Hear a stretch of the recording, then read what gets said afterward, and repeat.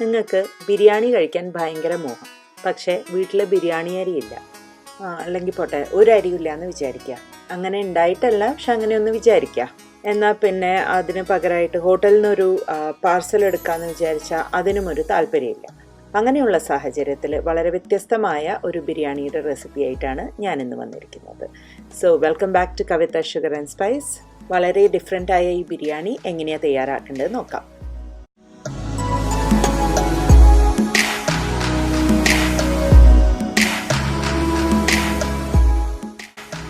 ആദ്യം ഒരു പാത്രം അടുപ്പത്ത് വെച്ചിട്ട് ചൂടാക്കിയതിന് ശേഷം ഒരു 2 ടേബിൾ സ്പൂൺ എണ്ണ ഒഴിക്കാം. എണ്ണയ്ക്ക് പകരം നിങ്ങൾക്ക് നെയ്യ് ഉപയോഗിക്കണമെന്നുണ്ടെങ്കിൽ അങ്ങനെ ചെയ്യാം.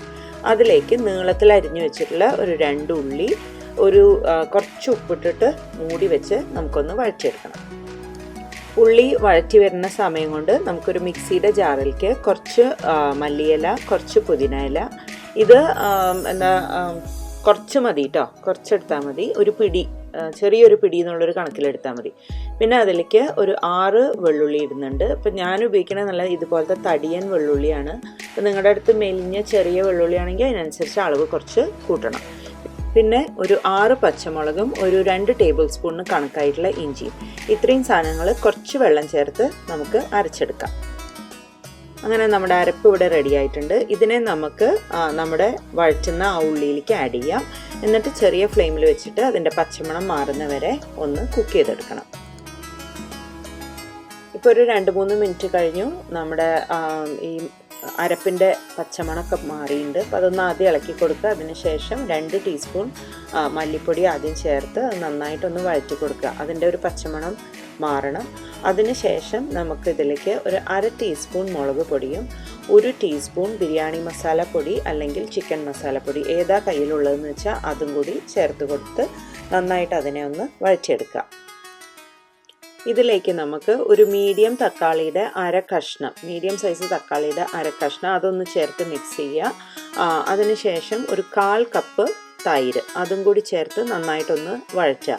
എന്നിട്ട് നമ്മൾ ഇതിലേക്ക് നമ്മുടെ ചിക്കൻ ചേർക്കുകയാണ്. ചിക്കൻ ഒരു 750 ഗ്രാം ചിക്കനാണ് ഞാനിതിൽ ചേർക്കുന്നത്. അതിതിൽ നന്നായിട്ടൊന്ന് പെരക്കി കൊടുക്കണം. എന്നിട്ട് നമ്മൾ വെള്ളമൊന്നും ഒഴിക്കാതെ ഈ മസാല അതിലേക്കൊന്ന് പിടിക്കാനായിട്ട് മൂടി വെച്ച് ഒരു 2-3 മിനിറ്റ് ഒരു ചെറിയ ഫ്ലെയിമിൽ കുക്ക് ചെയ്തെടുക്കുക.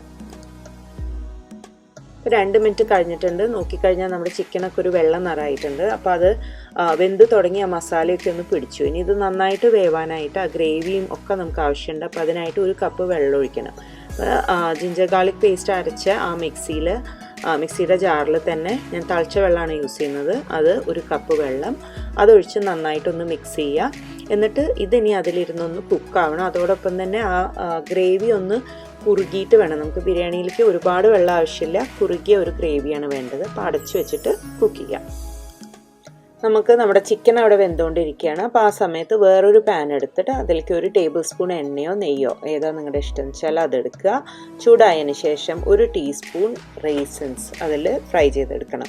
അപ്പോൾ റേസിൻസ് ഈ ഒരു പ്രത്യേക ബിരിയാണിയിൽ തികച്ചും ഓപ്ഷണലാണ്. നിങ്ങൾക്ക് താല്പര്യമില്ല എന്നുണ്ടെങ്കിൽ ചേർക്കേണ്ട യാതൊരു ആവശ്യമില്ല കേട്ടോ.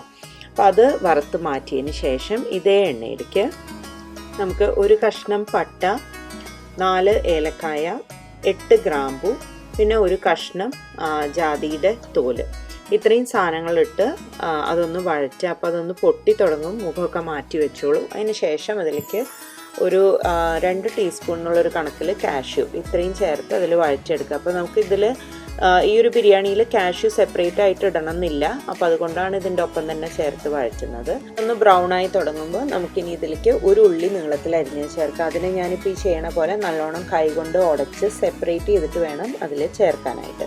അപ്പോൾ അതിൽ 1 നുള്ളു ഉപ്പും കൂടി ഇട്ട് കൊടുത്ത് ഒന്ന് മിക്സ് ചെയ്ത് നമുക്ക് അടച്ച് വെച്ചിട്ട് ഒരു ലൈറ്റ് ബ്രൗൺ ആവുന്നവരെ കുക്ക് ചെയ്തെടുക്കാം. ഇപ്പോൾ നമ്മുടെ ഉള്ളി നല്ല കറക്റ്റായിട്ട് വഴന്നിട്ടുണ്ട്. അത് കരിയാൻ പാടില്ല, അത് പ്രത്യേകം ശ്രദ്ധിക്കുക. ഒരു ലൈറ്റ് ബ്രൗൺ കളർ മാത്രമേ ആവേണ്ട ആവശ്യമുള്ളൂ.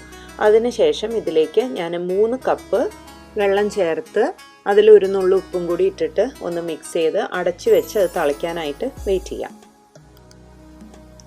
വെള്ളം ഇപ്പോൾ തിളച്ച് തുടങ്ങിയിട്ടുണ്ട്. ഈ സമയത്ത് നമുക്കിതിലേക്ക് ഒരു 2 ടേബിൾ സ്പൂൺ വീതം മല്ലിയിലയും പുതിന ഇലയും രണ്ടും ചെറുതായി അരിഞ്ഞത് ചേർത്ത് ഒന്ന് മിക്സ് ചെയ്ത് കൊടുക്കാം.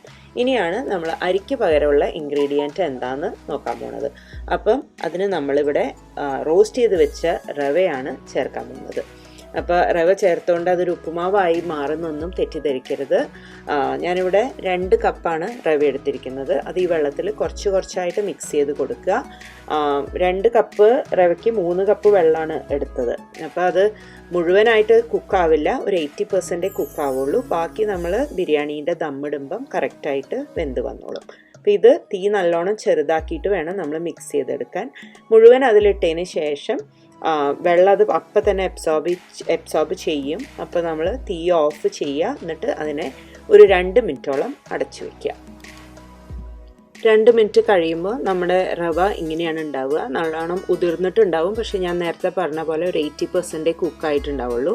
അപ്പോൾ അത് കാര്യമാക്കേണ്ട, ദമ്മിടുമ്പോൾ അത് ശരിയായിക്കോളും. ഇതിലേക്ക് നമുക്ക് വറുത്ത് വെച്ചിരിക്കുന്ന റൈസിൻസും 1 ടീസ്പൂൺ നെയ്യും ചേർത്ത് നന്നായിട്ടൊന്ന് മിക്സ് ചെയ്ത് കൊടുക്കുക.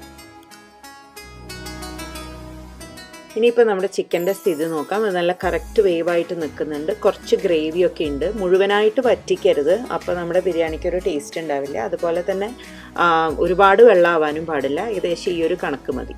അപ്പോൾ ഇതിലേക്ക് നമ്മൾ നമ്മുടെ റവയെ അതിൻ്റെ മുകളിലായിട്ട് ഇട്ട് കൊടുക്കുകയാണ്. അപ്പോൾ ആ വെള്ളമൊക്കെ അതിലേക്ക് അബ്സോർബ് ആകുമ്പോൾ അത് നല്ല കറക്റ്റ് വേവായിട്ട് വരും. പക്ഷേ ഇതിനിപ്പം നമ്മുടെ ചിക്കൻ്റെ ബിരിയാണി സ്വതവേയുള്ള അരി വെച്ചിട്ടുള്ള ബിരിയാണിക്ക് ദമ്മിടുന്ന പോലെ അങ്ങനെ ഒരുപാട് സമയമൊന്നും ആവശ്യമില്ല. അപ്പോൾ നമ്മളിതൊരു 10 മിനിറ്റാണ് ദമ്മിടാൻ പോകുന്നത്. ഇത് അതിൽ നിരത്തി കൊടുത്തതിന് ശേഷം ഈ സ്പൂണ് വെച്ചിട്ട് നല്ലോണം ഒന്ന് ഞെക്കി കൊടുക്കുക, ഒന്ന് അമർത്തി കൊടുക്കുക കേട്ടോ. പ്രത്യേകം ഓർമ്മിക്കണം, നമ്മളിത് ചെറിയ ഫ്ലെയിമിൽ, ലോ ഫ്ലെയിമിലാണ് വെക്കുന്നത് കേട്ടോ. അപ്പോൾ ഇത് നന്നായി അമർത്തി കൊടുത്തു. അപ്പോൾ അതിന് ശേഷം നമുക്കിതിൻ്റെ മുകളിലായിട്ട് ഒരു അലൂമിനിയം ഫോയിൽ വെച്ച് കവർ ചെയ്യാം. എന്നിട്ട് അതിൻ്റെ മൂടി വെക്കാം. മൂടി വെച്ചതിന് ശേഷം എന്തെങ്കിലും ഒരു സാധനം നിങ്ങൾ അതിൻ്റെ ഒരു ഭാരമുള്ളൊരു സാധനം അതിൻ്റെ മുകളിൽ വെക്കുന്നത് നല്ലതായിരിക്കും. അപ്പോൾ ഞാൻ ഇഞ്ചി വെളുത്തുള്ളിയൊക്കെ ചതയ്ക്കുന്ന ഈ മോട്ടറാണ് അതിൻ്റെ മുകളിലായിട്ട് വെക്കാറ്. അപ്പോൾ 10 മിനിറ്റ് ലോ ഫ്ലെയിമിൽ കുക്ക് ചെയ്യുക. എന്നിട്ട് അടുപ്പ് ഓഫ് ചെയ്തതിന് ശേഷം ഒരു 10-15 മിനിറ്റ് കഴിഞ്ഞിട്ട് മാത്രമേ നമ്മൾ തുറന്ന് നോക്കാൻ പാടുള്ളൂ. ഇതിവിടെ റെഡി ആയിട്ടുണ്ട്. നമുക്കിത് എങ്ങനെയുണ്ട് നോക്കാം. ഇതിപ്പം പിടിച്ചു നോക്കിയിട്ടുണ്ടെങ്കിൽ നല്ല കറക്റ്റ് വേവാണ്, വല്ലാതെ കുഴഞ്ഞിട്ടുമില്ല, ഡ്രൈയും അല്ല. അപ്പോൾ അതിലുണ്ടായിരുന്ന ആ ഗ്രേവിയൊക്കെ അതിൽ അബ്സോർബായി നല്ല പെർഫെക്റ്റ് ആയിട്ട് കുക്കായിട്ടുണ്ട്. ഇപ്പോൾ നിങ്ങൾക്ക് നോക്കിയാൽ കാണാം, അതിൽ ഗ്രേവിയൊന്നുമില്ല, അതൊക്കെ ഇതിൽ അബ്സോർബായി. ഇനി നമുക്കിതെങ്ങനെയാണ് സെർവ് ചെയ്യേണ്ടത് നോക്കാം. നിങ്ങൾക്കിതിനെ മിക്സ് ചെയ്തിട്ടോ അല്ലെങ്കിൽ സ്പൂൺ കൊണ്ട് അങ്ങനെ ലെയറായി എടുത്തിട്ടോ സെർവ് ചെയ്യാം. ഞാൻ സെർവ് ചെയ്യുമ്പം പാത്രത്തിൽ ആദ്യം ഒരു കഷ്ണം മല്ലിയില വെച്ചിട്ട് അതിലാദ്യം കുറച്ച് ബിരിയാണി വെക്കും. എന്നിട്ട് അതിൻ്റെ കഷ്ണങ്ങൾ ഒരു സൈഡിലേക്കായിട്ട് വെക്കും. അതോടൊപ്പം തന്നെ ഇവിടെ വീട്ടിലെല്ലാവർക്കും മുട്ട പുഴുങ്ങിയത് ഇഷ്ടമാണ്. പണ്ടൊക്കെ ബിരിയാണിയിൽ എപ്പോഴും ഉണ്ടാവുമല്ലോ. അപ്പോൾ അതുപോലെ ഒരു പുഴുങ്ങിയ മുട്ടയും സൈഡിൽ വെച്ചിട്ട് ബാക്കി ബിരിയാണിയും കൂടി കവർ ചെയ്യും. എന്നിട്ട് ഒരു പ്ലേറ്റിലേക്ക് അതിനെ തിരിച്ചിട്ട് കമഴ്ത്തിയിട്ടാണ് സെർവ് ചെയ്യാറ്. അങ്ങനെ നമ്മുടെ അടിപൊളി ബിരിയാണി ഇവിടെ റെഡി ആയിട്ടുണ്ട്. അരിയല്ല എന്ന് വിചാരിച്ചിട്ട് നിങ്ങളിതിനെ കുറച്ച് കാണരുത്. ഇതിൻ്റെ ടേസ്റ്റ് നിങ്ങൾ കഴിച്ചാൽ തന്നെ അറിയുള്ളൂ. അപ്പോൾ എന്തായാലും ട്രൈ ചെയ്ത് നോക്കണം. Thank you for watching my video. അടുത്ത തവണ മറ്റൊരു വ്യത്യസ്തമായ റെസിപ്പി ആയിട്ട് കാണുന്നവരെ take care and have a wonderful day. By.